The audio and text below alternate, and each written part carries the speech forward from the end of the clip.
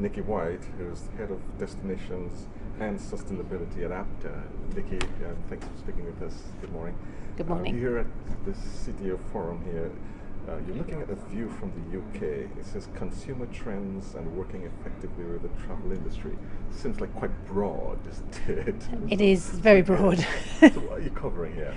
I'm covering, first of all, looking at what is actually happening in the UK from the consumer point of view. So looking at some of the trends of booking trends, how people are booking now, what the difference is between booking from the online aspect versus travel agents, looking at how and when people book, short-term versus long-term. I'll also be looking at the experiences that customers want to have these days, and be looking at also how we as ABTA work with the different Caribbean destinations during times of crises and during times of calm as well, to see actually how we can work with our members and with the Caribbean. Quite a bit. So let's look at some of the research that you're doing in terms of bookings and the UK. What are you finding out? The moment bookings for the UK generally for travel are fairly flat. It's been a difficult economic time generally, and people, although they say they definitely still want to have their holiday, the numbers are slightly down for 2012. They were about 7% down on the previous year. But 2013 is looking slightly more positive. Bookings already up from that for the next coming year, although it is very much looking at what value we can provide to customers, because they're still very conscious of what they're spending. Talking a little bit earlier with Jonas van Gregersen of UK Google, you were suggesting that there is a tremendous amount of interest, certainly from the UK and the rest of Europe in the Caribbean. You're saying that's fine, the interest is there, but the bookings aren't keeping up with the interest that we're hearing. I think yes, definitely the interest is there, as you say. The search terms show that, but in terms of bookings, people are just a bit more nervous about spending their money at the moment and what they're spending their money on.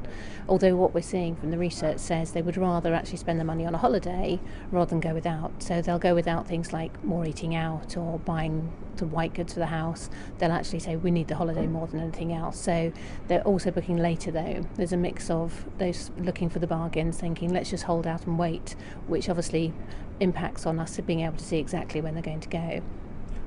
What are you finding out are the reasons for the flat booking? Predominantly economic. People are nervous about their jobs still and security. They want to know that they're going to be secure before they actually spend any money, which is obviously challenging for us as a travel industry to know exactly when they're going to book. We're used to people booking sort of long lead times ahead, but that has really changed. We don't have that same sort of booking window we used to.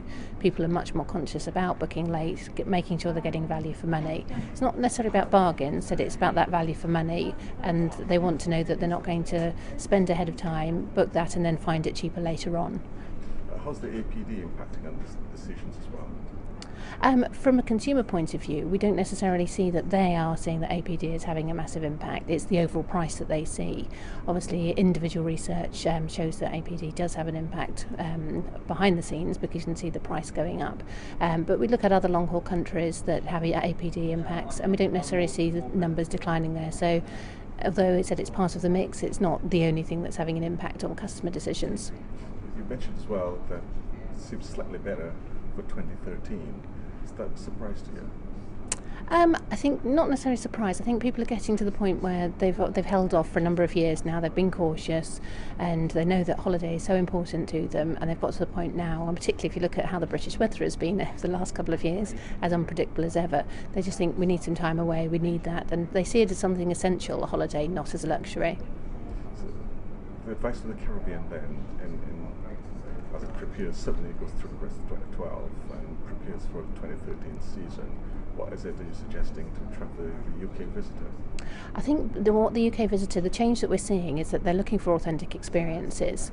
So it's not just about going and sitting on a beach anymore and saying I've had a nice relaxing holiday. They want to combine that and know that they've had another experience. When you look at the rise of social media and people actually posting what they've done every hour or so, they've had this experience, that experience, they want to be able to say they've had a number of experiences on holiday. So we have to broaden the experience of the Caribbean to the traditional images that people might think of just relaxing on a beach. What other experiences could they encompass? And for the Caribbean to really think about what else they can offer. And it's there, they just need to make sure that the customers understand that. Thanks. Okay. My pleasure.